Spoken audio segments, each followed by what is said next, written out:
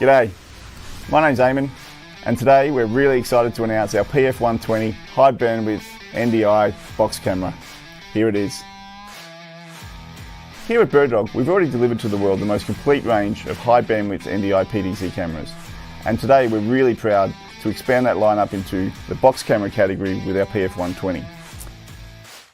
Shipping now, the PF120 delivers resolutions up to 1080p 60 and is perfect for live streaming, educational facilities, medical applications, boardrooms, live sports productions, live events, and just so much more. At the heart of the PF120 is a Sony Exmor-R sensor, which is teamed up with BirdDog's custom NDI silicon implementation, which gives unmatched picture quality. There is a full colour matrix available with an incredible 64 positions of red, green, blue, cyan, magenta, and yellow for both hue and saturation controls. And yes, Toby, there's also Kelvin control in there too. All of these amazing colour tools found in the PF120 can be controlled by our free Cam Control software. This is a software that enables you to access all of the features of the camera remotely, and you can control all of the colour tools and colour match cameras literally in seconds. Okay, so now let's take a look at the hardware. In the PF120 we have a super high quality 20 times zoom lens. We've incorporated a 49mm thread on the front, so you can use your favourite filters including UVs, polarizers, NDs, and much more. There is also a large tally light on the front that just works when connected to any NDI production system. Moving around to the back of the PF120, we have a high bandwidth NDI connection which is delivered over an RJ45. This can also be used for powering the camera via PoE+. There is a HDMI which works at the same time as high bandwidth NDI, and there's also a USB UVC connector, so you can use the PF120 with your favourite video conferencing application. We also have a secondary connector over RJ45 for RS232 control. We have 3.5mm audio inputs and outputs, and a locking power supply connector. The PF120 ships with a global power supply. On the bottom of the PF120 are standard tripod mounts including a 1/4 inch 20 and a 3/8 inch thread for maximum mounting flexibility. There's also an anti-rotation pinhole as well. PF120 is shipping globally through our network of resellers, and for more information on this amazing little camera, just head on over to BirdDog's website.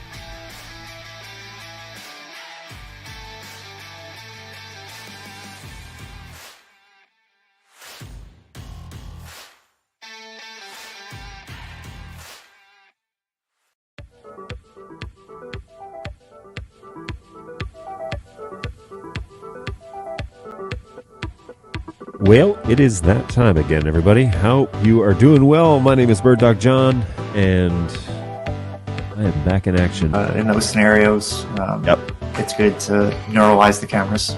You guys know that best. Very straightforward. Plug it in, go to the web UI, link the source, walk away. You know, like super simple. I keep looking over at the chat, and I keep seeing you are full of it. Tasty, spicy meat snacks. Covered in flavor. I mean, you can't go wrong. So what's going on? We've got a handful of folks here in the chat, and I really appreciate that. What's up, mate? Hey, Warren, how are you? Appreciate it. Hey, Robbie, how's it going, man? You're just talking about you. What's going on, Tom? Ahoy. How is it going? What's going on, Go Web? Good to see you again. Thanks for hanging out with us again today. Appreciate that. Feel like I'm in this video more than anyone but John. It's true, NetApp. You are, I'm going to cut this up and put this in the next intro.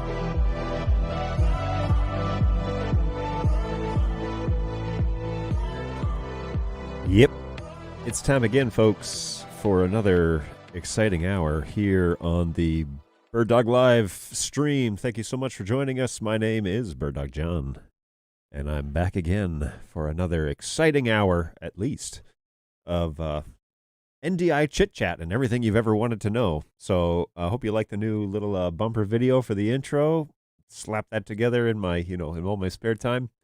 Because we had talked about it, and I decided, I need to put my money where my mouth was and make that happen. So, yeah, good times. Hopefully that's received well. Hopefully you are doing well. I am going to, as all good streamers do, jump over and make sure that I'm hearing things on YouTube. Yep, there it is. And that audio, whole lot better. So here's something I found out. I can't trust my Bluetooth earbuds when reviewing footage from this show. Yesterday I was listening to it on a set of Me Audio, Bluetooth earbuds, and it was like all weird, or it was 2 days ago. all weird, like all jacked up. And I was like, seriously, I just spent so much time trying to fix this audio. And then I went and I got my open back ATX 700s Audio Technicas and put those on and then listened to the audio feed, and it was perfectly fine. And so I realized, I should not have relied so heavily on those wireless earphones, because who knows what they're doing to the audio quality. So I've changed them out, and I'm only going to be editing on probably closebacks, probably a set of these that I have in the office. I really like my open backs, but obviously you can hear everything that's happening in the office, and so that's no good for actually editing. So, yeah, I'm gonna start using those. And also, I received from the sales team a new Mac computer that I'm going to use for video editing. So that's exciting, because it's got a lot more horsepower than the ones that we have here in the office. And so, yeah, I've got like a whole video editing station. Pretty excited about that. I'm going to start doing more stuff with that. So, yeesh. Pretty excited. And, and off to the races we go. Now, so yeah, new little intro video. Hopefully you didn't miss that. And it doesn't mean that the other one's gone, but it gives me some flexibility when we're trying to do some stuff. And also, just continually editing my setup here in vMix. So it's kind of exciting. I ran that 120 video this morning, which was fun, but that's an original. And now I've got, a few other, so I'm using my Stream Deck for sound effects triggers, which we don't use a ton of those, but whatever. My X keys are for the functionality of vMix, so changing scenes if I want to do things manually. The video changes that are happening currently are run on a playlist, which is super nice and convenient because it changes things up a little bit. But yeah, good times. And I've added a couple of different platforms. I stopped streaming to my own LinkedIn, and I'm streaming over on the BirdDog LinkedIn, and I stopped streaming on my own personal profile on Facebook, and now it's just on the Facebook user group and the actual BirdDog page. So wherever you are hailing from, please let me know. Drop a line in the chat. Now, you should be able to do that easiest in Twitch. So I'm over on twitch.tv/BirdDogJohn. On YouTube, which is BirdDogJohn.tv. If you go to that page, of course, you can find us over at the BirdDog YouTube page. And then over on LinkedIn on that page, and then on Facebook and those places. But the actual chat, it seems to be pretty consistent on Twitch and on YouTube. So if you want to jump in the chat, you got questions today that you want me to cover, feel free to drop us a line there. And don't forget to subscribe to the show over on BirdDogJohn.tv. Let me do you a solid here and throw that up. Just because that's a great place to follow us. We hit our benchmark about a week ago at 150 subscribers, so life is good, and I've fulfilled all my hopes and dreams at this point, and and I really appreciate that. But hey, if you want to follow along, that's a great place to do that over at BirdDogJohn.tv. That is our YouTube page. So, hey, Brayton is alive and well. How's it going, man? Brayton's been busy learning a new system with a couple of the guys in the office, so that's exciting. But to probably find out more about that after the show. So, good stuff. I was pleasantly surprised that I had refilled my coffee mug this morning when I got to the office, and so I was doing a bunch of stuff and working through some things, and then ran into here to get this going and picked up my coffee mug and realized, oh, this thing's full. So that's always a good feeling. But anyway, so yeah, got coffee, of course, got my water. We're good to go there. I didn't grab any snacks on stream today, so we'll see what happens there, but probably pass on that because, we got lots of stuff going on. So, Michael Graves, what's going on? G'day. Hopefully you're doing well. Good to see you again. Thanks for jumping on. Appreciate that. Always good to have you around, man. Okay, let me clear my brain here and think through. Okay, so we showed the P120 video, and it reminded me of something that I can easily report. So we found a glitch where at least vMix and OBS are not sending the tally signal to the PF120 for some reason. So we've submitted a bug, and I believe we have that confirmed in HQ.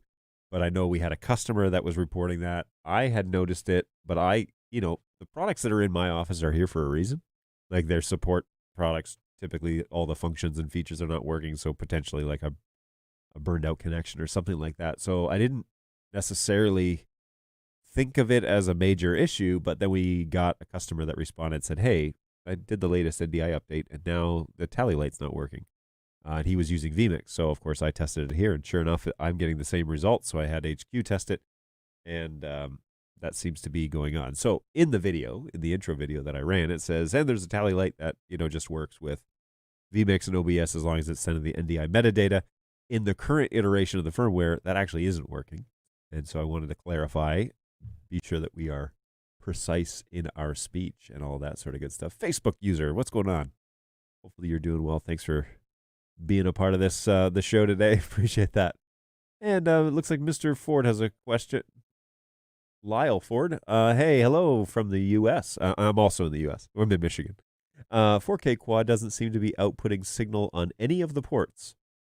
Port 1 is showing 1080 at 59.94, 422, 2 audio channels, 48K, 134 megabits, but no output.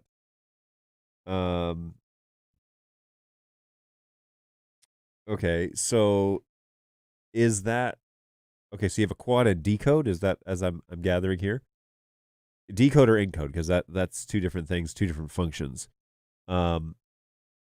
If you are in encode, you should have a splash screen on that SDI out.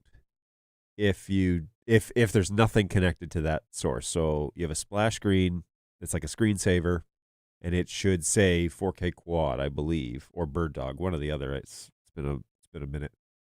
So if you're in encode mode, okay, I'm using quad decode. Yeah, okay, so quad decode won't have a splash screen. Quad decode. What is your source? Let's start there, because remember, quad is only full NDI. So is it a BirdDog camera that you're trying to show, or a vMix output? What is the source that you're using to decode? What NDI source are you using to decode? We've never seen a splash screen since. Yeah, so it defaults to decode, I believe. The firmware update, the latest firmware defaults to decode, so you won't see a splash screen if you're in decode mode. The source is a Canon PTZ. All right, so what Canon PTZ? Is it HX or is it full? That's the next question. Most Canon PTZs are going to be HX, but if you have a specific make and model, we can Google that and figure out exactly what you're seeing. The quad doesn't do HX. It's only a full NDI camera, so we want to be sure that. Now, the other thing is, be sure that you're able to, if it is a full NDI camera, which I don't know of any, but out of Canon, but if it is, then okay, great. That's news to me that they make those. But if it is, then in Studio Monitor, are you seeing the correct image? Open ndi.tv/tools and check out the image in Studio Monitor and make sure that you're seeing that correctly as you expect. Because we got to make sure the source is good first. And then, and the quickest way to do that without any sort of tomfoolery is to just check the source in Studio Monitor. The CRN300. Okay, here we go. Let's jump over to the Canon CRN300. The Canon CRN300 is a 4K NDI camera. Let's go down to the specs here. So this supports NDI HX. So that quad is not going to be able to read that signal. That's kind of like PC over Mac, if you will. They're both computers, but one is one flavor and one is another. And so we have support for built-in NDI HX, but not full NDI, from what I can tell.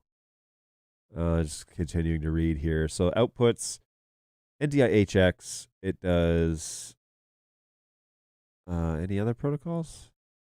HDMI, 3G, SDI, IP. I don't know what that output is. Seems kind of vague. Let me see if there's any other specs that we can just go off of here. Make sure that it's only HX and not full. External recordings. Here we go. IP streaming. 264 and HX. So full NDI is not supported on this camera, so the quad is not going to be able to see this one. unfortunately. It does do RTMP, RTMPS, RTP, RTSP, and SRT. And those functions, once Silicon 2 comes out for the converter line, which I don't know when that will be, but once that comes out, then in theory, we would be able to read those SRT signals, or theory, unless it's in code only. I don't know, actually. I don't know the fine details of all the things that they expect to do with Silicon 2. So yeah, that would be the catch. Yeah, NetHab makes a great point here, is that you could try to use test patterns with NDI tools. So fire up test patterns on a PC and then link that to the quad and make sure that the quad is actually receiving signal at all. That way you can verify that the quad is working. But the Canon CR-N300 is only NDI HX, and it's not full NDI. So it's doing low bandwidth, high latency NDI instead of high bandwidth, low latency NDI. That's the major difference there. How's it going, NetApp? Good to see you. Hopefully you're here for the beginning because you made the video again, the new intro video.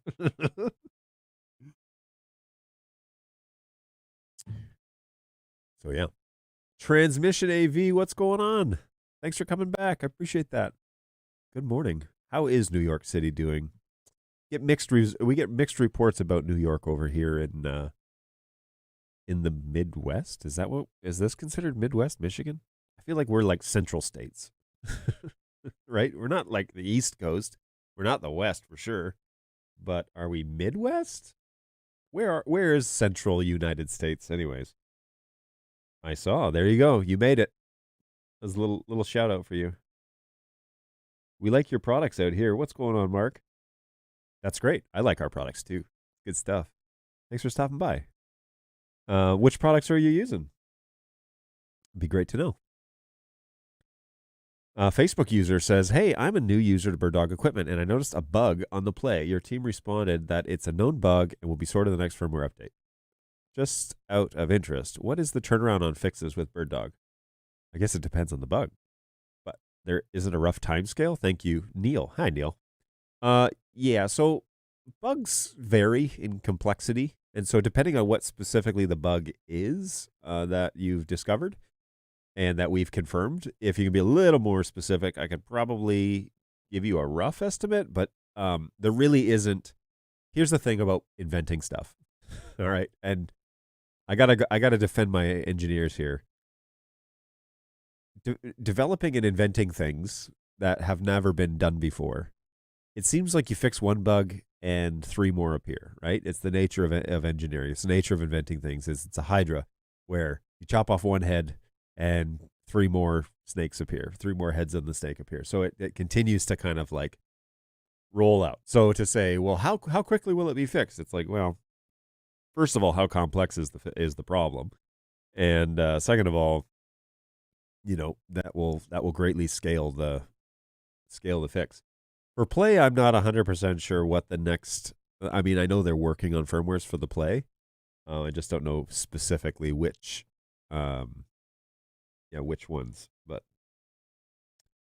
like which. How do I say it? I don't know when the next firmware is planned to be launched. I know that there's lots of firmwares, kind of irons in the fire. But depending on what bug you're referring to, that will help us out to know kind of, oh, that's a small thing. It should be in the next firmware, or that's a really big issue. It's going to require not only a firmware update, but probably a re-image of the unit or something like that. So those are two very different items. Any go-between to NDI HX full NDI? So not directly on the BirdDog product. You can probably convert it. You'll have to. The chat will have to help me out here. Is there a way to do like NDI bridge to convert it over to a full NDI signal? Here's the thing: is like you got to get it to the it's two. They're two different protocols, right? They're both called NDI, but one is HX and one is full. And for a long time, the industry didn't do itself any favors by saying, just call it all NDI. It's like, well, yeah, it's like they're all cars, but one's a Ferrari and one's a Honda.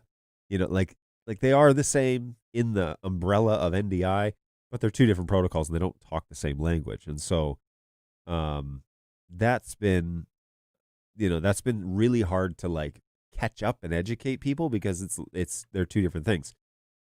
I have seen things like retransmitters and whatever that will take signals and convert them into NDI. I mean, you could hear a great example is vMix, for example. vMix NDI outputs are full NDI, but it will accept multiple NDI sources, HX included. And now I don't run HX sources in the office because we're a full NDI house, but if you could retransmit, I don't know if NDI Bridge does this, so you could retransmit it as a full NDI signal and then perhaps ingest it that way. That might be an option that's free and doesn't require additional hardware to do.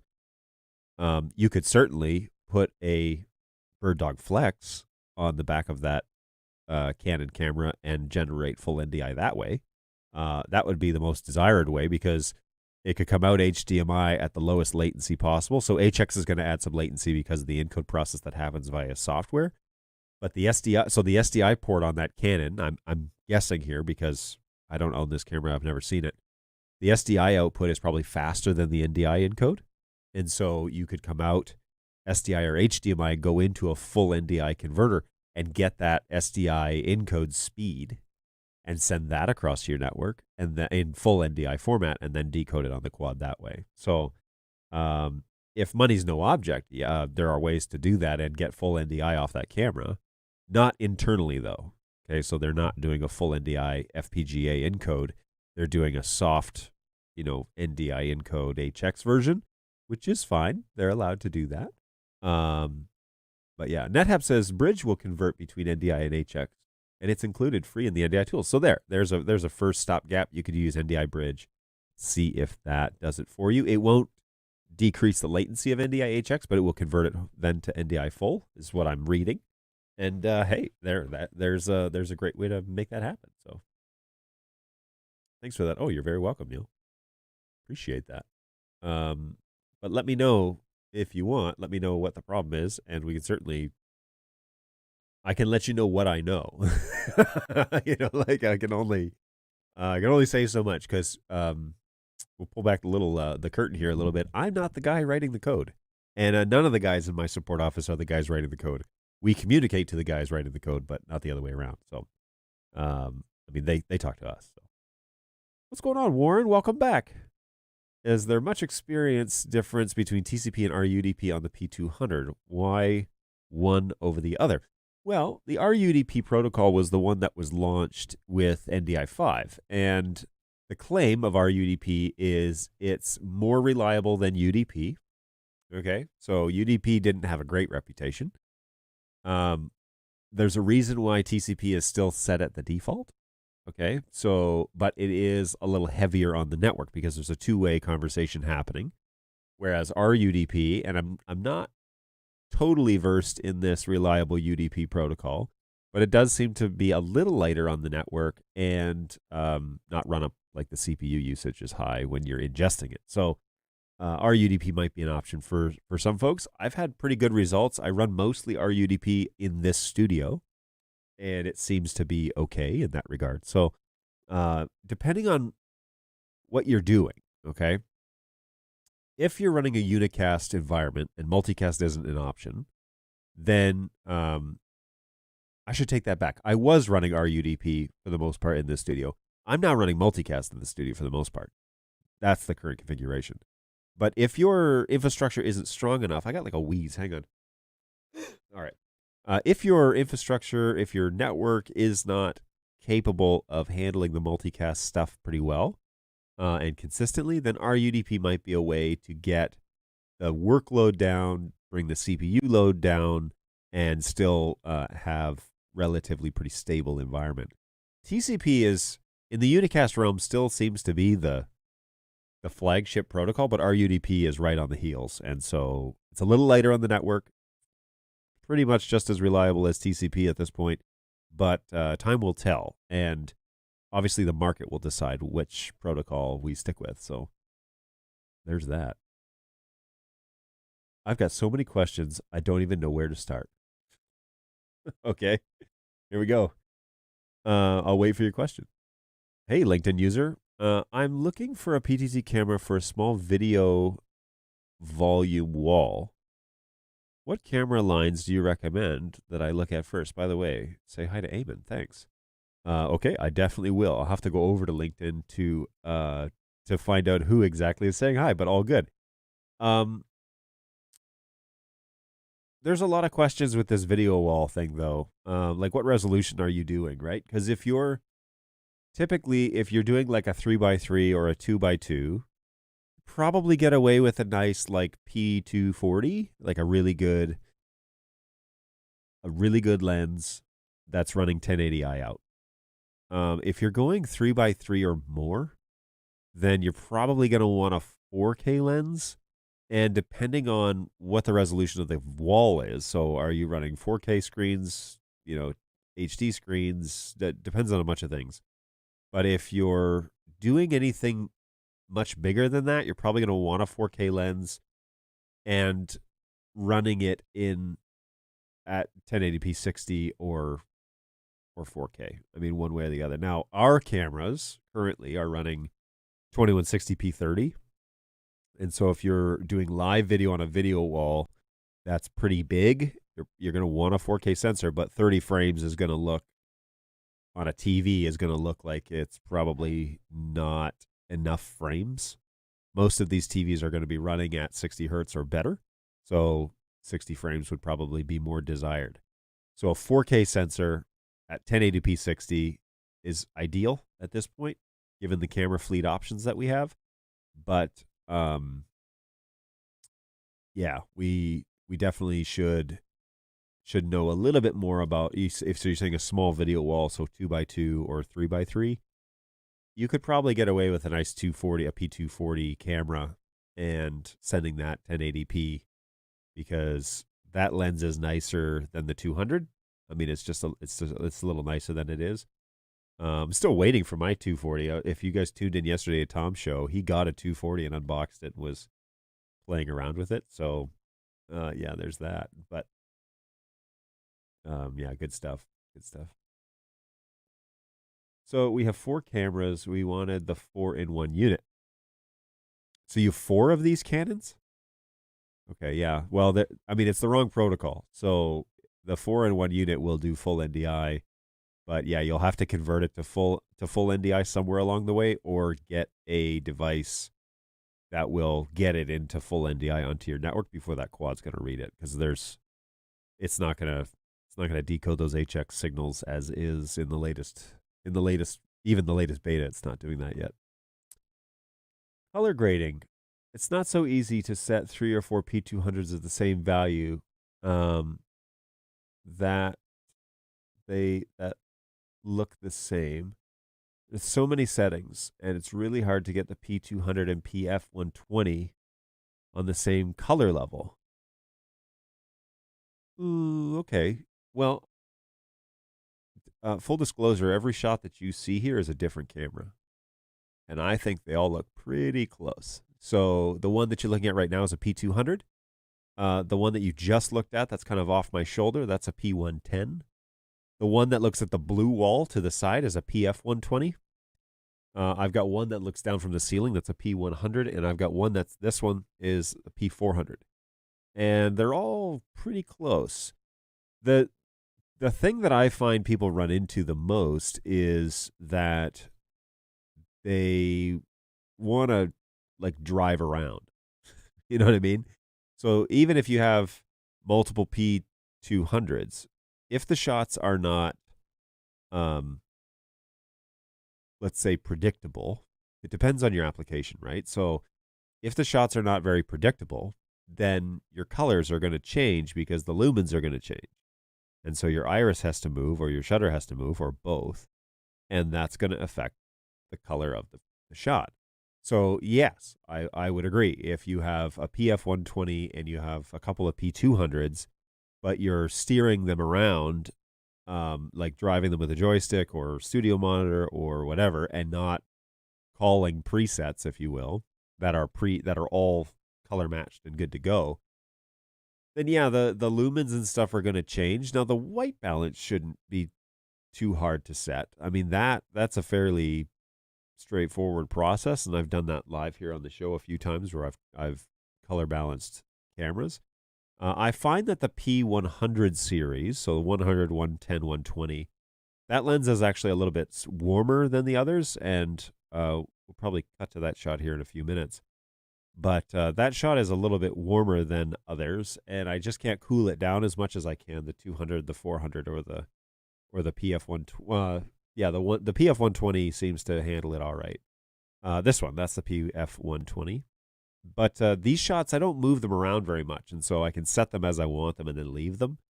But if you're using the PTZ function of the camera, then that's another dynamic in what it is that you're trying to do. Because if you have people moving in and out of the show, if you have vastly different wardrobes on stage, if your lights are changing, all of these things are elements that you're going to have to consider when using pretty sophisticated cameras. Because, from an entry-level point, you can definitely set them up and get them going.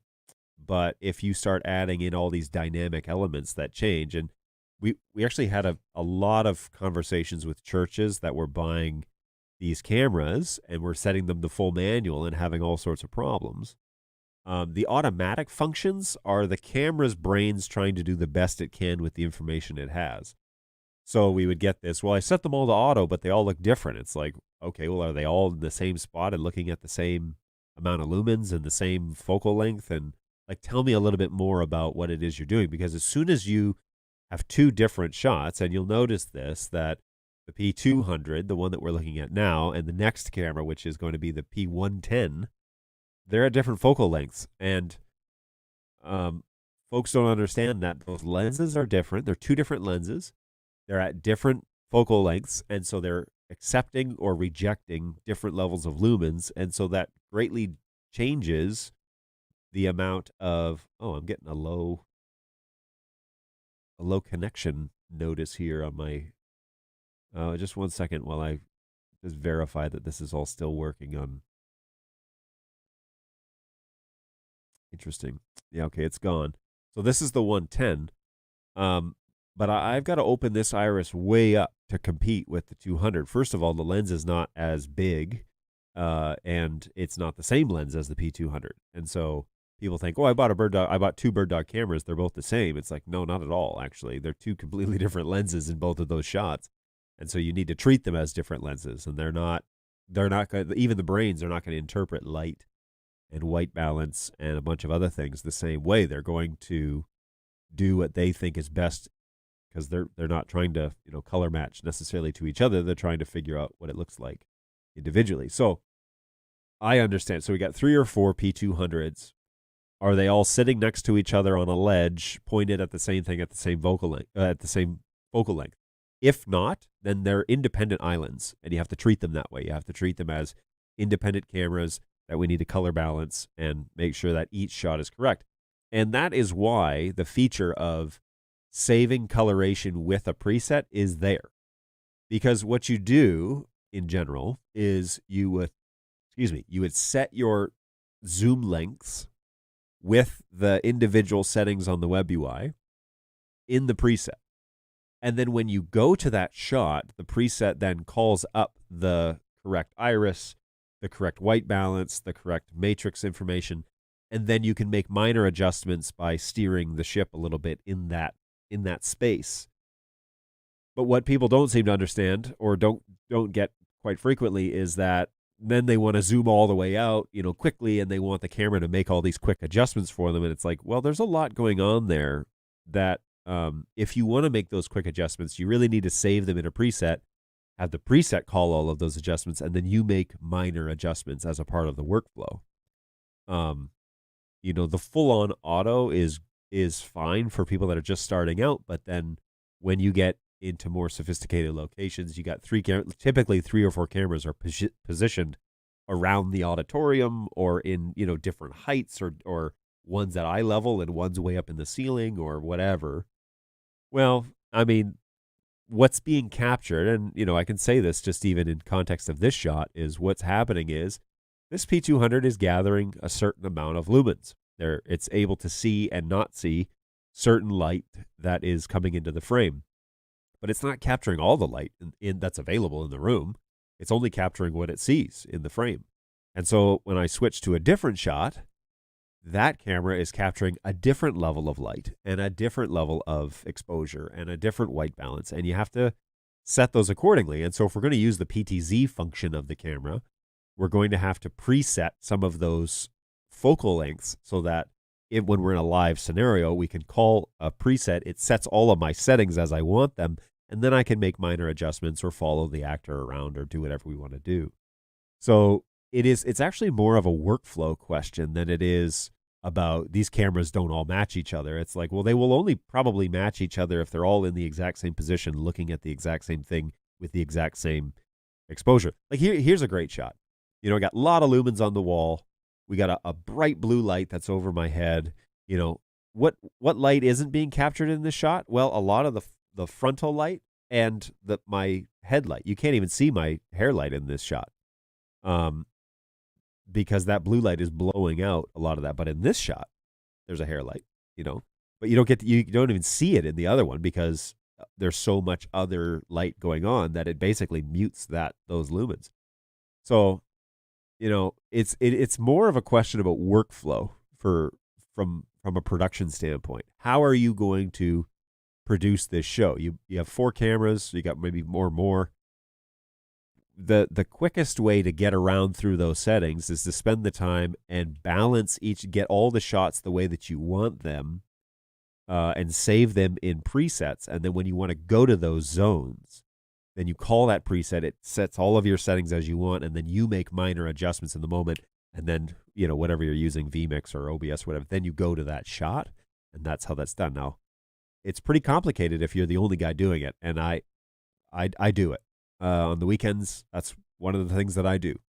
My true heart is in the audio engineering world, but I do a video cast for a small congregation, and you gotta figure out a workflow that works if you're a one-man band.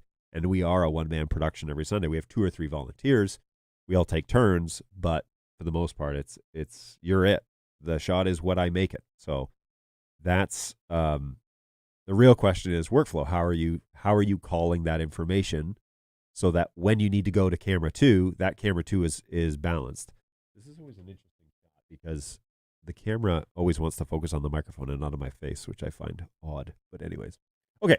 So all that to say, we should talk about workflow, about how are you going to work, because the cameras are really like pretty sophisticated devices. And to get the most potential out of them, you probably need to leverage calling presets, which takes you to a zone at a certain focal length with a certain iris setting, with a certain shutter setting. Hopefully that remains the same overall through the entire production.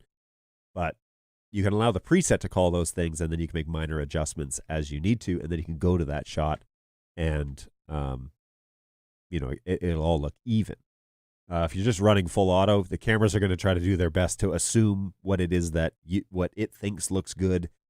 Even in partial auto, I mean, those settings are great for volunteer situations, but the camera is still going to make some decisions for you. And if that's not good enough, then you'll have to leverage the manual functions, and you'll have to leverage the preset function where you can save those settings as well as the PTZ setting to the preset function. So inside the web UI, it's called PTZ only and camera. PTZ only is obviously just only the position, and then the camera function is the coloration as well. That was a long explanation. I'm really sorry. What is going on, GoWeb? Hopefully you're doing well. Welcome back.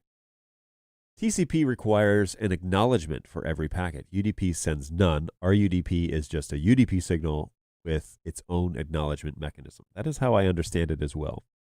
TCP obviously is going to require a little bit more bandwidth overhead, but it's pretty consistent. So if you're just starting out, then try your TCP, and if it's killing your network, then you can switch to RUDP. 4K, very fine pixel pitch, 1.9, I think. Okay, well, then you're going to probably need to go to 4K right away if you're running 4K screens. So if you're doing a camera and you're stretching it over 4K, yeah, Well, that's not necessarily true, I guess, because you may want 60 frames over the 4K signal, and none of the 4K cameras right now do 60 frames. I don't know of a camera that does that full NDI. The BirdDog ones are all 2160p 30, and so you may want the smoothness of a 60 hertz of a 60 frame shot over the 4K image, but ooh, that's hard to. I see why you asked the question now. That's a great question. You want the resolution or do you want the motion? Me personally, I'd probably go 1080p 60. But depends on how big the screen is, I guess. The only difference that I've noticed while running TCP versus RUDP in the field is that the BirdDog PTZ keyboard tends to work poorly when the cameras are RUDP. I have no idea why. That's strange because the keyboard is UDP. So yeah, that is odd that you see a difference. I'll have to test that out. It's an interesting observation. My play is hopefully coming tomorrow. Hey-o. I'm using a play right now as my confidence monitor. So vMix outputs an NDI stream, which is a multi-camera, so I can make sure the next shot is lined up and looks good and whatever. So I have a multi-viewer that's being sent out to the network NDI, and then it shows up on the play, and the play is showing that. So that's pretty cool. I like that a lot. That's pretty neat. Mark says we're using the P100s, the Play, 4K, and Minis. Excellent. Those are all great choices. P100 is a great little camera, and yeah, I mean it has served us well for many years. P100 is good stuff, man. How are you liking those plays? I'm curious what your experience is there. That's obviously the brand new one. So also for color, cameras hate purple. Ooh, that's true. They hate. In my experience, they really hate red tones. So like if the pastor wears pink, that's a doozy usually. Yeah, it's crazy that things. Anyways, pink, it always like blows out the skin tone, right? Had a few encounters of that where it's like, can you wear cooler colors like blues and grays and something that will absorb a little light instead of make your skin go, crazy red. So with Silicone 2 update, would it be possible to send SRT feed to custom streaming destinations directly from the camera? So yeah, they should be able to subscribe to the SRT stream, right? That's kind of the point. So the hope is that you'll be able to subscribe to the SRT stream that way and not need to ingest it in an SRT decoder first or something like that. So that is the idea. That's for sure. What's going on, Facebook user? Hello. I was playing around with Companion this week, and FYI, X-Keys is fully integrated with it too, so it should switch. Nice. Yeah, that's interesting. Oh, great. More stuff for me to play around with. Yeah, I really like both X-Keys. I feel like Stream Deck and X-Keys have their places. I used to like keep my X-Keys in a box, and then I switched over to vMix and talked to Tom Sinclair a little bit, and I was like, all right, I'm going to revive this thing. And first of all, it works like it did the first day out of the box, which props to X-Keys, man. That is saying something. So X-Keys still works just the same day like it did day one, like 7 years ago when I bought it. But there is a place for Stream Deck in my life as well. And right now I'm using it as a soundboard. So I really like that. And, so far so good. That's all I'm going to say about that. But,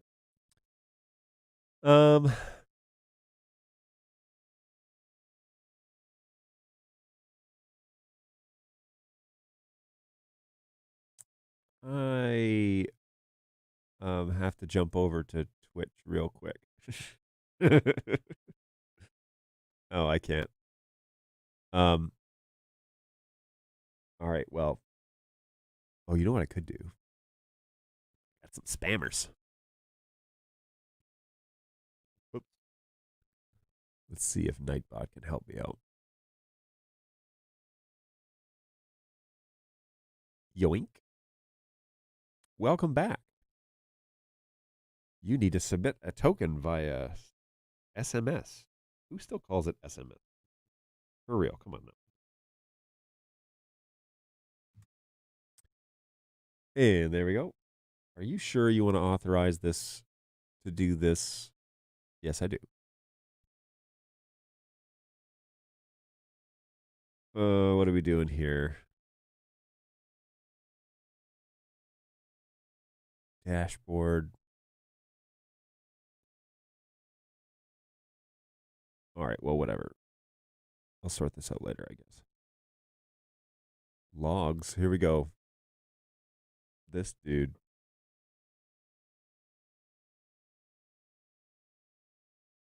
Oh, whoop.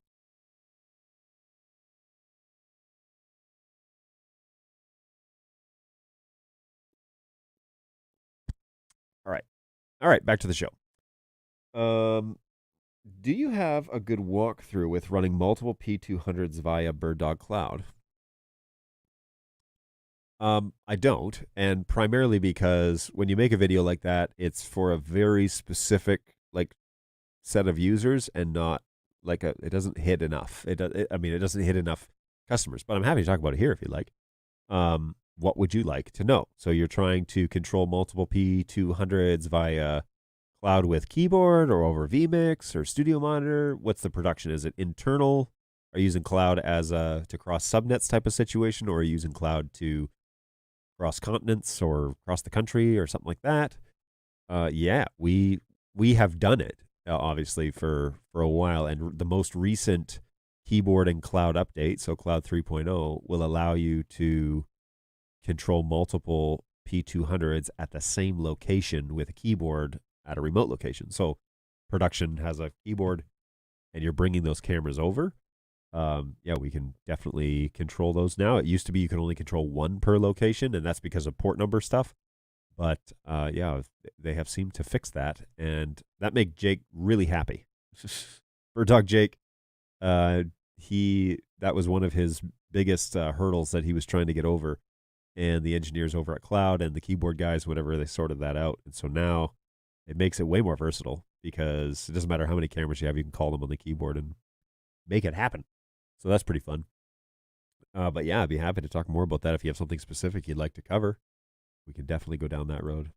Finally, I'll get some time this weekend to play with my BirdDog Play, which is still in its box. Oh boy, it's still not unboxed. I got you. Yeah, that would be awesome. You let us know how it goes. It sounds like you're busy over there, so yeah, good luck. We've been doing a lot of play testing and just kind of getting our feet, sinking our teeth. I don't know, whatever analogy you want to use. Trying to get really familiar with it because we get lots of questions and people come up with dozens of use cases for these things. And we pretty much just need to be prepared for whatever that is. So we're doing a lot of testing. In particular, things like resetting it and imaging it, and is that something customers could do, or it needs to come here? A bunch of things. So we are wading through the new technology, and that's that's been fun. Been fun to have a new product. That coffee is. So I know I've talked about this before on the show, but this is a $8 mug from Walmart, which is the Yeti competition, and it is worth every penny. $8. Yeah, it's great. It's the Walmart version of it, and I think it's called like Ozark Trails or something like that. But I'm so tempted to just like buy one every year when I go camping, but there's no need. I have taken this one camping for probably 4 or 5 years now. It's in great shape. I mean, it's a little scuffed up, but what mug isn't, right? But the lid is great. Keeps your coffee hot for hours. That's all I want. If I don't get through a cup of coffee by the time this thing goes cold, yeah, probably in the hospital or something, because it keeps it warm for like 8 hours. It's great. I'm a big fan. I also bought this black water bottle, and it's a SM model. Yeah, let's just leave it at that. But anyways, It's just all black. It's really cool. I bought it because we went on a cruise last July with the kids and got to go to Alaska. I'm sure many of you have heard this tale. Anyways, I bought this and I was like, I'm not gonna buy bottled water or like, I'll just have a water bottle with me. I think I used it like one time. I never needed water. There's on a cruise ship, there's like so much to eat and like you're constantly eating. So if you're not drinking enough liquids, that's your own fault. Anyways, but no powered warming mug anymore. It's here.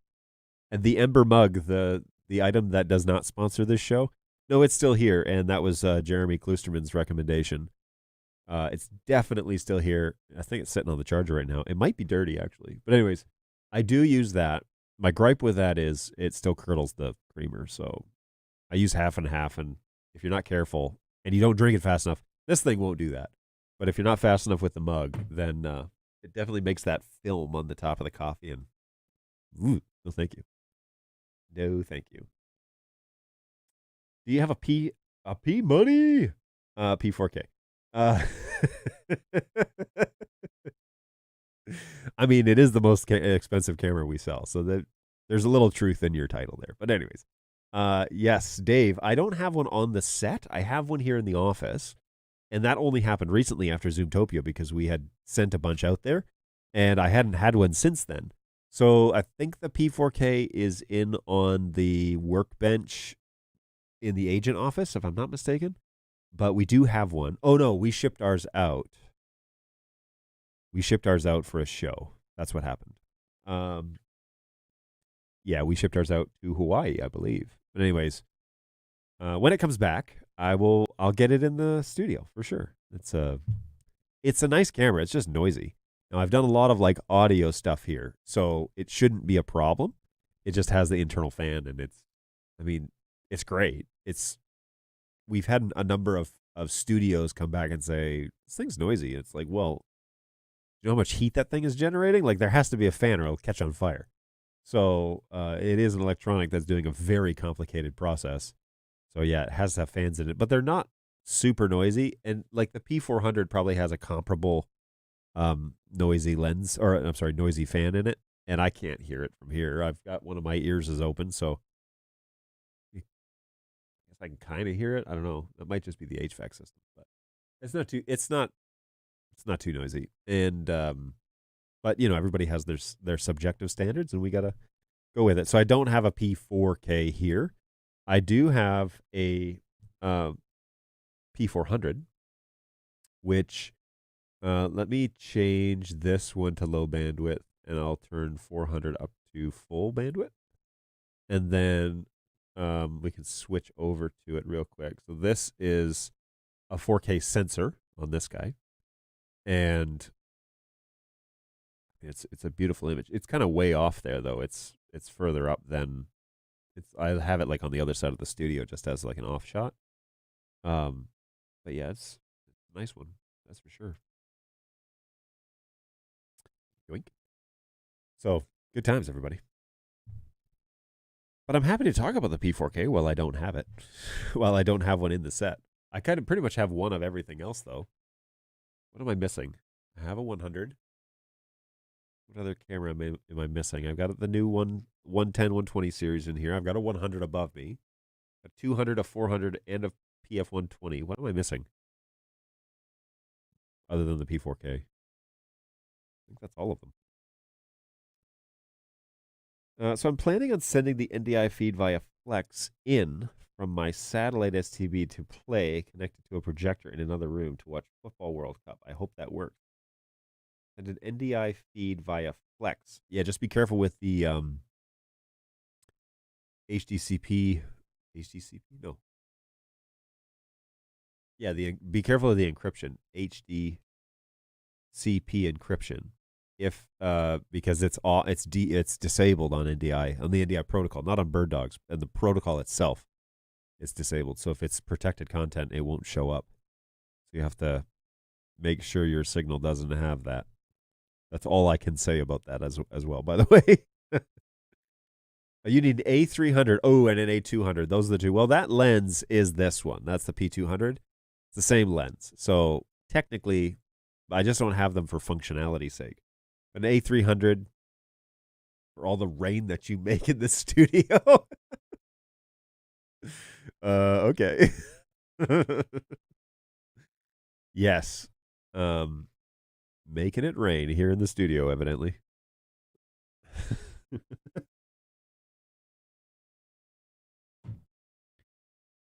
Oh, good stuff. Good stuff, everybody. All right. So yeah, an A200, A300. I guess those are the ones that I don't have. The outdoor cameras. Yeah, they're still pretty popular. Those two as well. Somebody got one recently and posted it on Facebook. Well, it's maybe like a month ago now, and they got an A300, and they're like, "This thing is a tank." You're like, "Yep, that is true. She is a tank." We don't get many of those in the office, and they're just pretty amazing. I was on a job back in the early days, December of 2019. I was flown out to New York, kind of on a bit of an emergency. They had 3 A200s, and they had a keyboard. This is early days, boys. This is like long ago. And so their network was crazy and not. And this is even like before the NDI network standards that we have now. And my job was to be there, allow the technicians to remote in and re-image the cameras, and then get them set up in the field. And to my knowledge, they're still there. The cameras are still out there, still functioning. And I don't know if, and they're just doing like, it was for a football stadium. It was for like crowd shots and whatever, but they're still functioning. And there was one that was parked right up near the broadcast booth, and that one was doing center field shots. And then there was one on either end zone, and those were doing obviously crowd shots and end zones. But there were 3 A200s, and then and a keyboard that was controlling all of those. So I haven't heard if they've updated those to NDI 5 yet or not, but I haven't heard yet. So I'm trying to work out if we should upgrade our P200s to P400s or P4Ks. We only shoot 1080p 25 and 50, but we are finding P200s still grainy. I feel the need for a better backlit sensor. Interesting. How dark is your set? I mean, in general, we always say more light is better. We can always close the iris. That's no problem. But if you don't have enough light, then that's a bit of an issue. We get this a lot with churches because they buy 3 cameras and a keyboard, throw them in their auditorium, and then realize we have crappy lights. It doesn't look like it does in real life because the lights that are for human eyes, we can take in a lot more lumens because we see everything. Whereas camera lenses, they don't see everything. So they don't see all of the light that's available in the room. And our eyes actually adjust crazy. We can see in the dark if we wait long enough, for the most part, But anyways, also curious, why are you shooting in 1080p 50? Are you doing this for television or are you doing this for streaming? Because if it's streaming, get off the 50-25, man. But normally television guys are doing 50 frames. Again, that's got to be Europe, right? Are you over in Europe? That's kind of the common refresh for Europe for television? P50 would be streaming, I guess, over there. Maybe that's more common. I don't know. But in Australia and in Asia and in the United States, it's all 3060p at this point. But curious as to again, we also get this, like, the guys are doing 1080i 50, and it's a requirement from the television station, so like they have to do it. I get it. It's one of those things that you have to, like, poisons you have to pick. I'm thinking of BirdDog headphones that work over NDI to monitor any audio in the NDI workflow. Future BirdDog gadget. Oh, that's an interesting thought. NDI enabled headphones.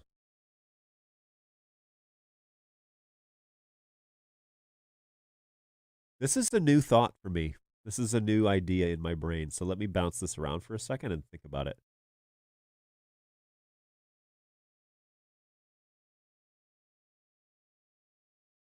Well, Okay, so this would go hand in hand with my prediction, right? So I made a prediction a little while ago that I think, and I don't know, I don't have any facts to back this up. So like this is just my brain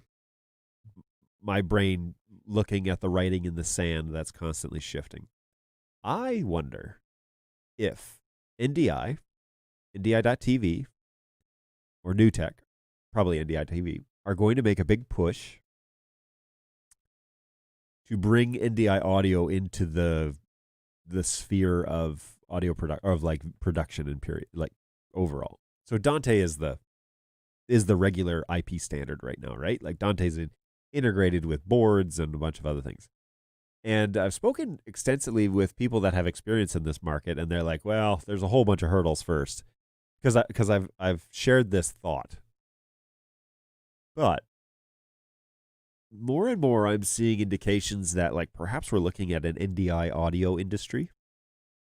So there's NDI video and NDI audio, because I don't see a lot of. I mean, I see partnerships happening with Dante, but they're not easy. Like they're not making it simple for people to like really get on board. And some of the Dante stuff that's integrated in soundboards is literally just a firmware update, and it hits a few standards, and so they allow it, but it's not necessarily sanctioned by the owners of Dante. And so I wonder if NDI is not going down this realm as well, where it's like, okay, well, we want to keep everything in its own swimming lane. We know right now that there's a bit of a conflict between network requirements for Dante and NDI, which is why we still say keep them on separate networks. However, there is an NDI 5 profile on the 4250 that allows for both, evidently, which is great. It's great news, and perhaps this is the bridge that we're all waiting for. But wouldn't it make sense that because Dante and NDI haven't integrated quickly together, that perhaps they're looking at creating competition and not necessarily. And I don't know any of this. I don't know any of this to be true. I'm not, this pure conspiracy theory. Maybe my YouTube is going to get flagged for being a conspiracy theorist on this one. But if NDI came out with its own audio protocol standard, NDI headphones then, it has an audio jack, and they're good quality headphones, but they have this option where you could route NDI audio to it instead. Or maybe they plug in via Ethernet, and then you route audio to them. And then comms headphones. Oh, that's very interesting. That's a very interesting idea. Oh, it's so nerdy.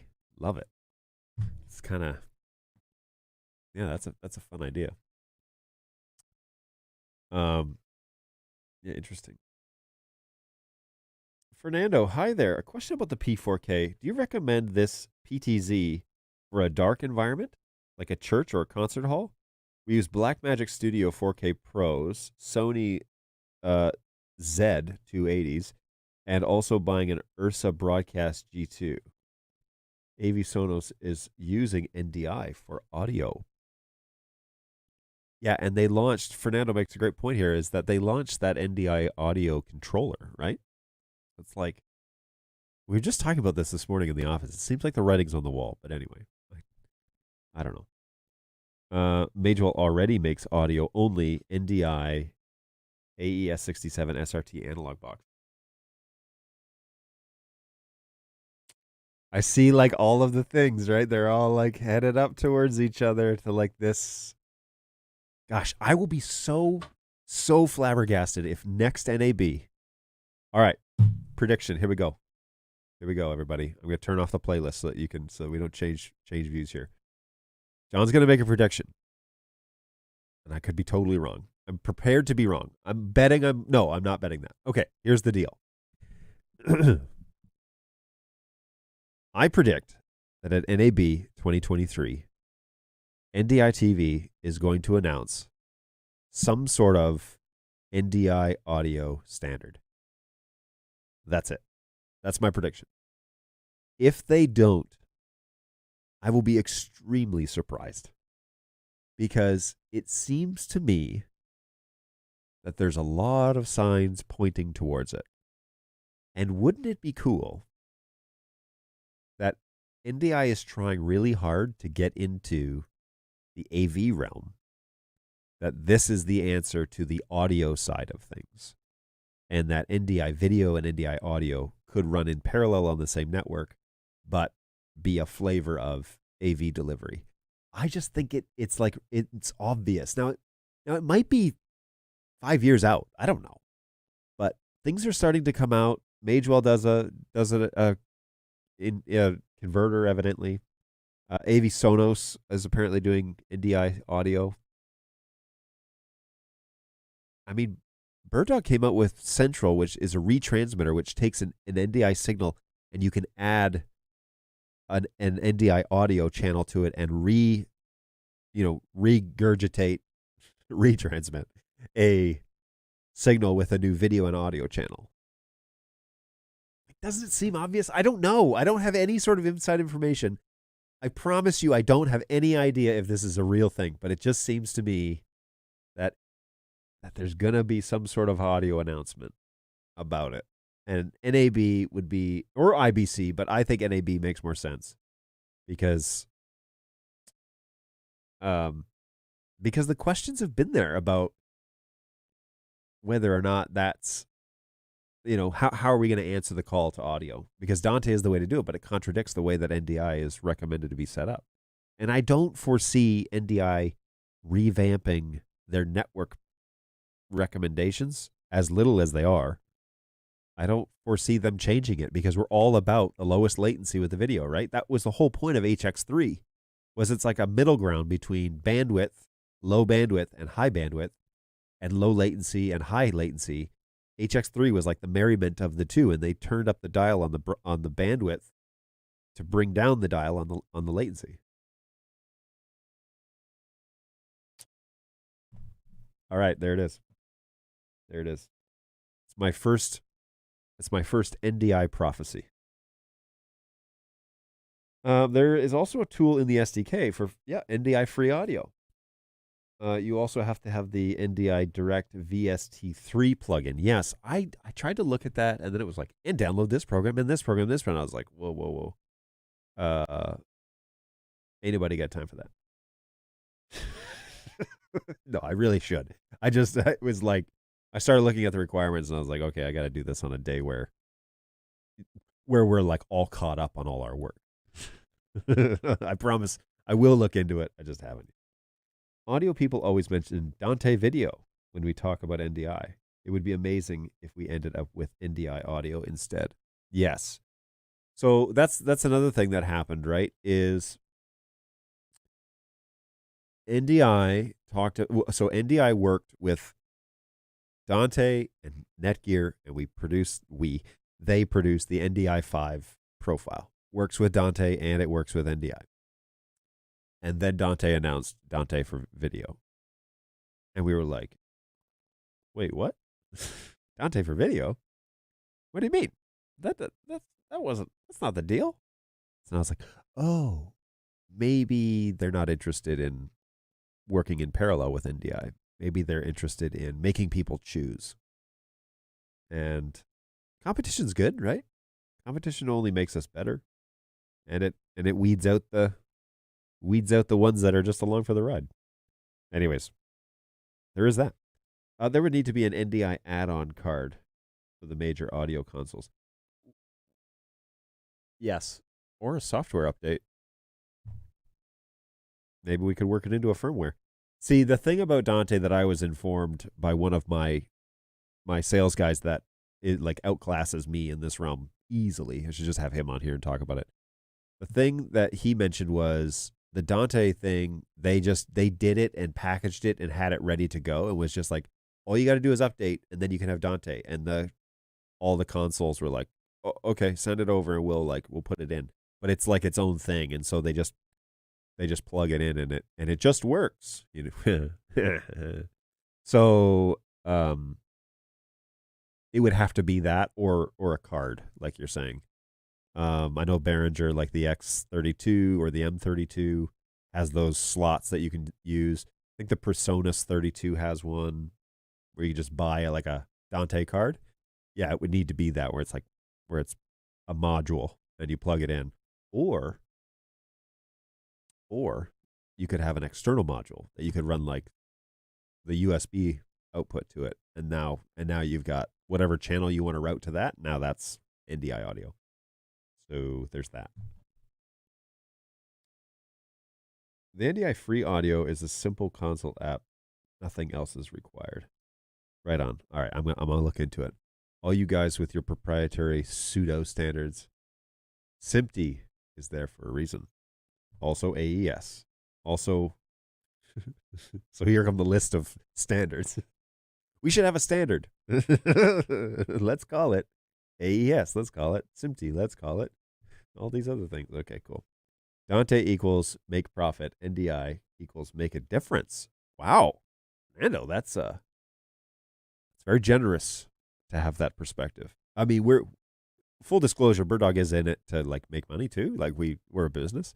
But so first, it may not be first and foremost, but we are interested in making great products and having, a great relationship with our customers. And but we are a business. We do actually need to make money to stay afloat. So there's that piece too. But yeah, we do. We definitely want to make a difference. 100%. That is one of the goals. Audio consoles that support Dante just have the same Red Brooklyn daughter card enabled inside. And the factory that burned down, that's the factory that burned down, and why you can't buy Dante consoles anymore. Oh, gosh. Did the factory not get rebuilt? I did hear about that, but then I kind of lost track of that story.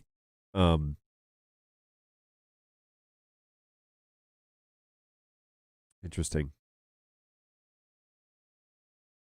Yeah. So, that's it. That's a very interesting. Is that why they're so stinking expensive? So I had a conversation with the owner last week and just said, hey, like we're getting more and more of this Dante stuff, these questions being asked. And he was like, yeah, we got to get you some interfaces that you can plug in some sources and start generating some Dante on your network. And I was like, that'd be great. And then I started looking and it was like $200 for like a little dongle thing. And I thought, man, no wonder they're looking for an alternative because this is pricey. Could you imagine if you could like buy those things for 25 cents or $25 a pop and you just plug them in and even interrupt the signal? Like you could plug it in here and plug in an Ethernet cable, that's PoE, and get NDI audio off of this microphone, but then still go into the mixer and still, well, I guess you wouldn't need to at that point. You could just bring it in directly to NDI. Dang it. That's a great idea. Oh, interesting. That's very interesting, folks. See, if my prediction comes true, then you better believe it's going to be on. The race is going to be on to make that happen. That's for sure. So when do we get the BirdDog version of an audio interface with preamps? Yeah, see, this is where this is going. This is, again, if the announcement happens at NAB or at IBC, you can almost be certain. But anyways, almost be certain. The ones interested on making the difference always get the big buck. Keep going. It's true. I mean, like him or hate him, Elon Musk has a lot of money. He's been in the news recently. That's for sure. We haven't talked about audio much. Let's have a live dedicated to best practices for audio over an NDI setup. Well, how? I mean, yes, but I have stated multiple times that I don't like marrying audio until I absolutely have to, and I'm happy to dedicate some time to talk about this. You know what? Go Web, dude. I need to just promote you to program manager, and you can just have ideas constantly with your ideas. And like I've hosted dozens of shows at this point. No, wait, maybe a dozen shows based on GoWeb's ideas. So audio over NDI or audio over No, let's say audio over networks with NDI. All right. Well, I've written it down. It's official. The remaining manufacturing capacity has shifted over to car manufacturers, which still wasn't enough. So Audinate had to completely retool and make a Brooklyn 3 replacement. That just started shipping a few weeks ago. Oh, interesting. $3.99 USD for a plastic box that only has HDMI input and network input. So, wait. Audio interface that has an HDMI input for should be an NDI. So what I want to see, two things. I'd love to have a preamp that just converts it to NDI, and you can plug it into the network, and your inputs 1, 2, 3, and 4 turn into channels 1, 2, 3, and 4. Right? That'd be so cool. And it could still be USB out. It could still be, you still have your headphones, whatever. But it would be so cool to have a preamp that has USB out, but also has NDI out. And there should be a partnership there with Behringer or something to make that happen. But the throwdown box, that's another great idea where you could interrupt a signal, right? That's what I want to do, is something like the what are they called? AVIO or something like that, where you could plug it in down the chain and just interrupt the signal and plug in the network. The thing gets an IP address, and then it just starts encoding NDI audio and passing it through to the preamp.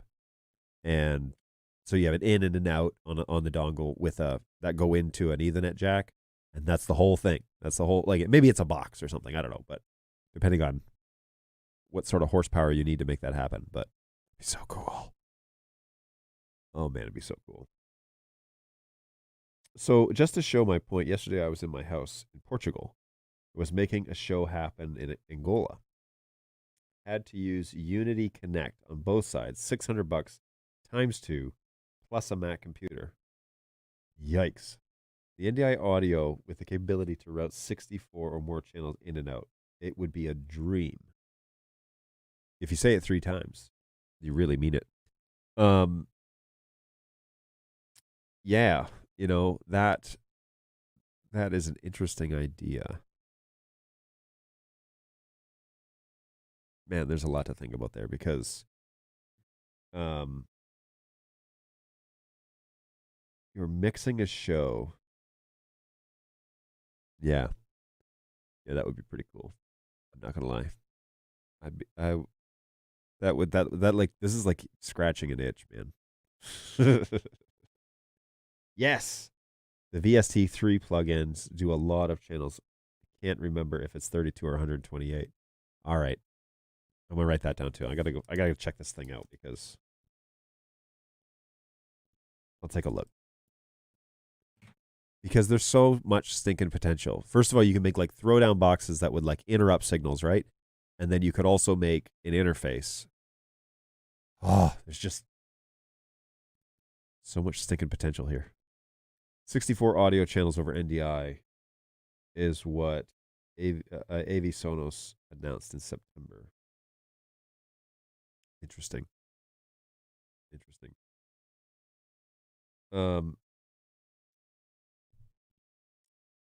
What's going on, Ethan? How's it going? So, changing the subject from audio. How dare you? There are precious few NDI exclusive video switchers. The only affordable ones that I'm aware of with PTZ control is OTON. You want a physical switcher, or you want software switcher? Like vMix, Wirecast, OBS. Those are all NDI video switchers. But then stepping up a little bit, you could do something like a TriCaster Mini. What does that run these days? Over to B&H. Actually, let's go here. And I'm just going to open up Chrome. Hopefully this doesn't kill my CPU.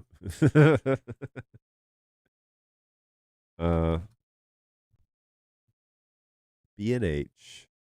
B&H. And yeah, I want to use this. Whoops. All right, let's jump over here.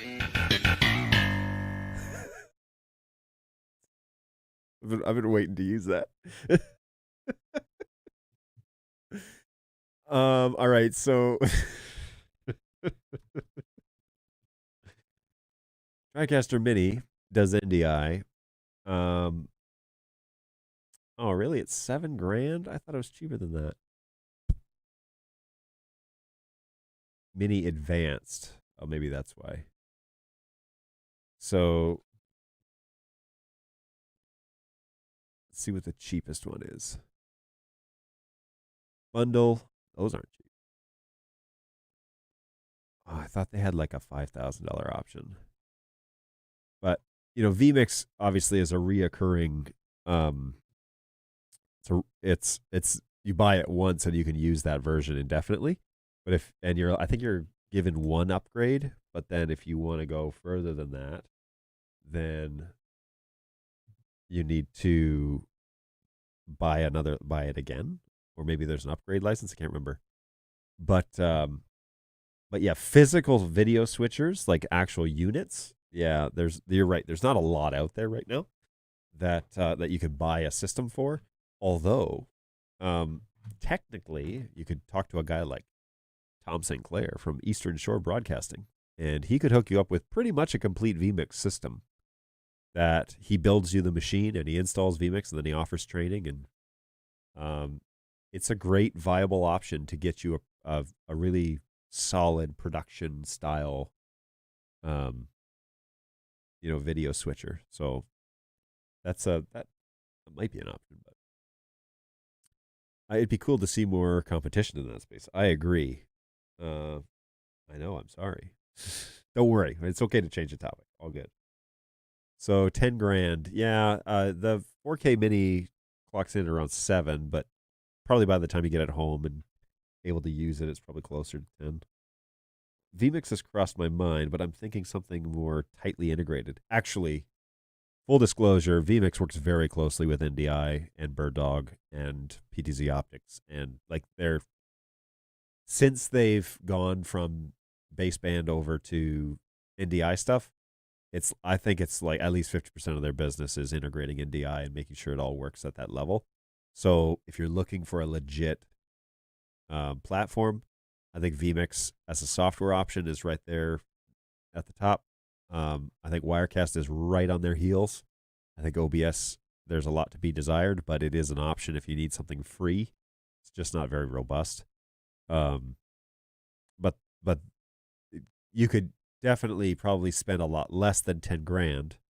I don't know, actually. I don't know Tom's prices, but I suspect you could have him build a machine and get a vMix license for a lot less than $10,000. The machine is free, but the training is $10,000. Surfing on the network matters. We rely on Unify ecosystem for a few years now. Is there any salvation for them concerning NDI? That's tough. Unify Gen 1, I was a lot more comfortable with. Gen 2, no. I just actually flat out refuse Unify Gen 2 because I know of too many failures. And look, lots of guys have success with them. And I'm not saying that they're not legit. I'm just saying if you're looking for something that I'm confident behind, I don't like the Gen 2 stuff. I think they made a fatal error in moving away from chip-based processing and doing software-based processes instead in the Gen 2 stuff. And it's probably fine for VoIP and most small business and most like mom and pop shop stuff. But when we're talking about high performance, it just doesn't seem to cut it. And so I'd rather save my pennies and get a 4250, even the basic, like the 4212 version, and run the DHCP in there. And it's a good interface. There's still stuff that is desired in the Unify or in the Netgear interface that's not available like the Unify one. But if you have Gen 1 stuff, that I've had good success with. I'm okay with that. I actually have Gen 1 switches here, and they run the greater governing network. But when it comes down to like functioning NDI and whatever, those are all 4250s here. So that's tough. vMix is the most NDI integrated piece of software that I've used outside of the official NDI tools. MIDI playback is a close second for NDI integration. Interesting. That one I'm not super familiar with. I've heard it, but I'm not familiar with it. Regarding switchers, affordability point, go with ATEM and Black and what is this? Black. It's BirdDog converters for NDI. Okay, so ATEM gets a lot of credit in this realm, and I had the guys at HQ admit that I probably need one. But here's the thing, and maybe this is like the vMix mentality that I have that has been, changed since I started using it. But the problem I have is Blackmagic really does their own thing. And when you do your own thing, then everybody has to cater to you. And I don't like that. I don't like that. Like, they've got HDMI ports on their units that are purely programmed for Blackmagic preferences and not for like the general market. And that scares me some, because then you get into like, well, this cable works, but that one doesn't. It's kind of weird. But yeah, the other case here is that there's no PTZ control on ATEM. So you'd have to use a Stream Deck or something like that, right? PTZ camera switch N8 is the NDI video switcher, priced around $3,500. PTZ cam switch. What does it? It's actually speaking NDI. PTZ switch N8. Let's see if we can find this guy. PTZ cam switch N8. Oh, there it is. That's interesting. NDI HX inputs. So it can handle 8 channels of NDI HX, but not full. Well, there's a problem. That's going to be a problem, at least for me. I've got great success using Unify switches and NDI. And, like I said, I know people that it works for. I just also know too many people that it doesn't work for. And I get a little nervous about that. I get nervous recommending it, knowing that the people that I trust greatly have had bad experiences with it. And maybe the latest firmwares fix those sort of things. In particular, overheating and like literal burnout. I know of over a half a dozen switches that have literally burned out trying to run NDI full scale for 6 months. It's never more than 6 months. Like, just full on 6 months gone. I know of a half a dozen switches that have done that. I should have got their serial numbers and like, as if it's their names. Like, remember these warriors. ATEM and converters is unwieldy. ATEM and converters are the best combo, says GoWeb. Wow. Now we're getting into it. Like me, Unify didn't work for me at all. See? And Angus, he's turning into a regular on this channel. And on Tom's channel, I saw. Good stuff. That PTZ cam switcher is the exact same OTON switcher, just ON. Oh, interesting. Do any of them do full NDI? And if not, let me know when. We tried to make ATEM and NDI work. Just too much wiring. Required more dedicated individuals and computers for most workflows than a comparable vMix setup. We switched, and everyone is happy. It's so funny because there are notable people on YouTube that are about church tech or about volunteer, doing that sort of thing, and they can't get enough of the ATEM.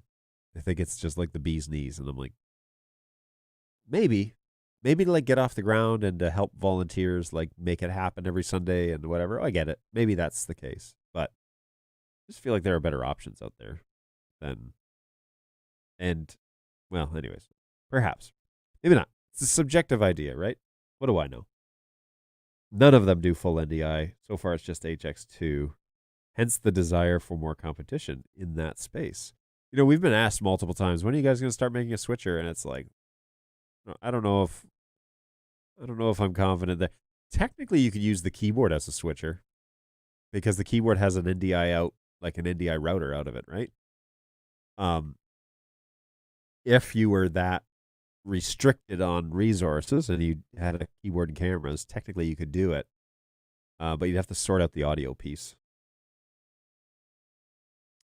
BirdDog is basically the only company that does full NDI. Literally everyone else has standardized on HX because it's cheaper. Well, and because you don't have to design your own FPGA chip. I mean, it's a performance thing, right? So that's why we call ourselves the Ferrari of the NDI world, is just because we make it go fast, but it is a different flavor. And it's true. There's not much competition in this space. New Tech has some competition. I think Killaview, Magewell maybe. There's maybe a few full NDI options on those. Oh, look. 3 cameras and a keyboard is available on the PTZ Cam Switch N8. It's a kit. 20 times zooms is like P100s. No, those are 120s. For $6,000. It's very interesting. It's a good idea.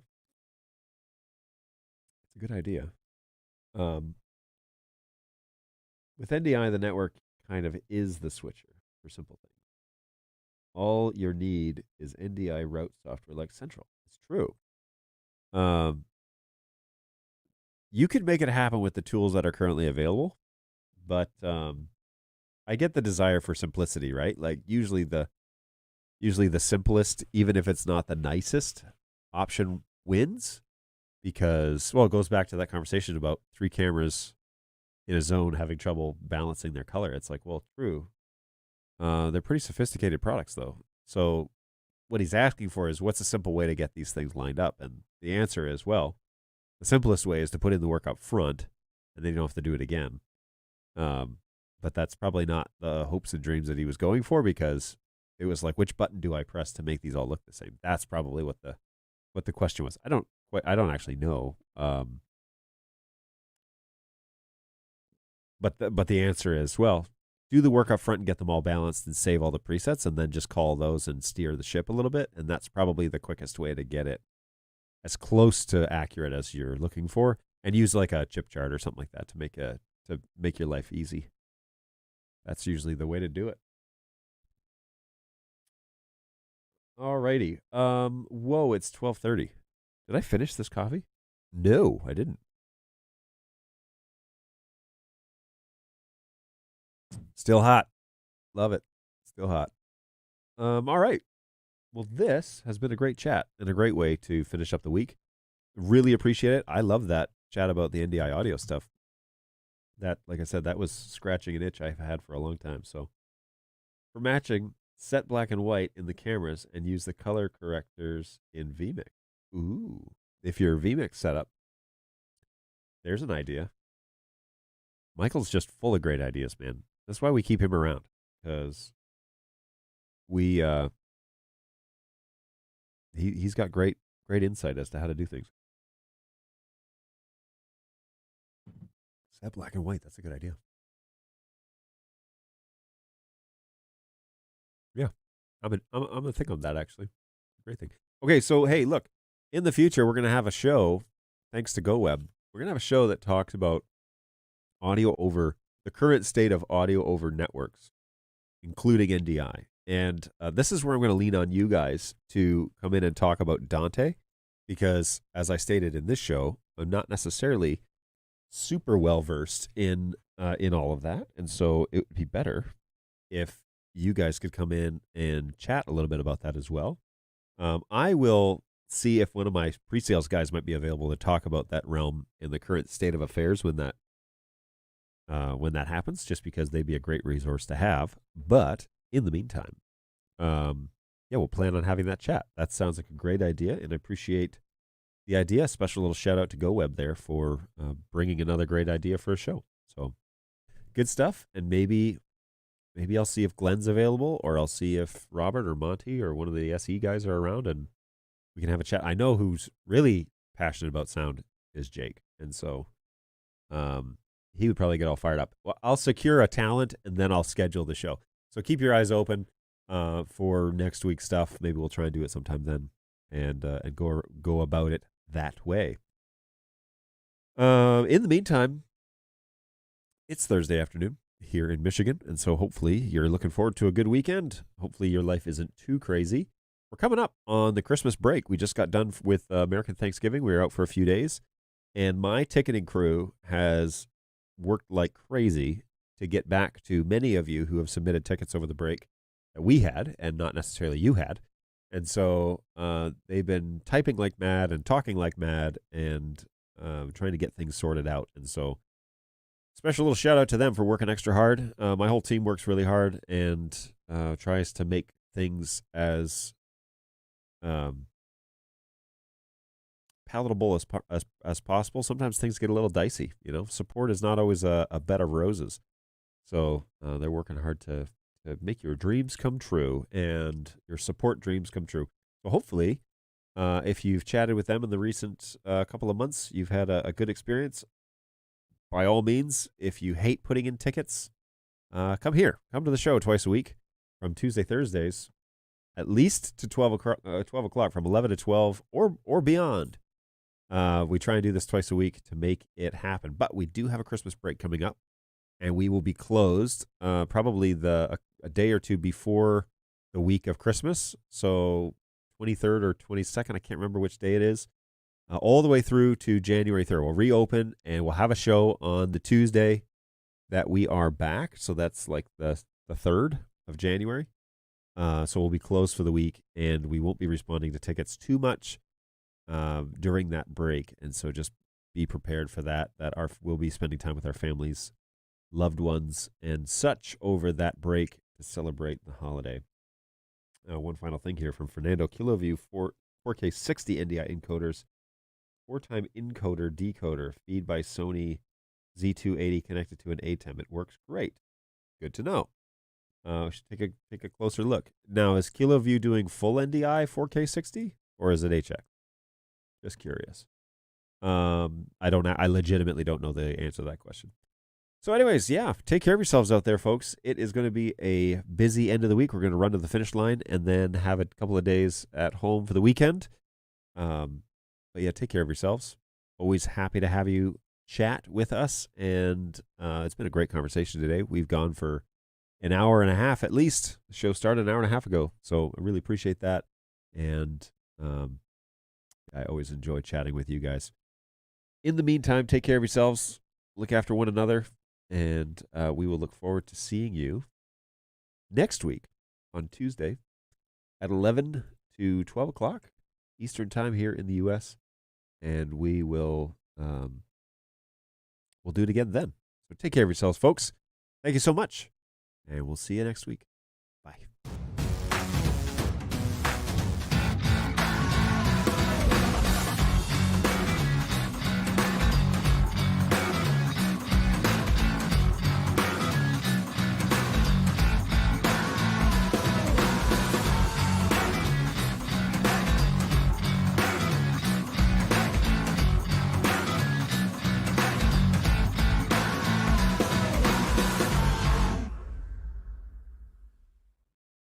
Resistance is futile.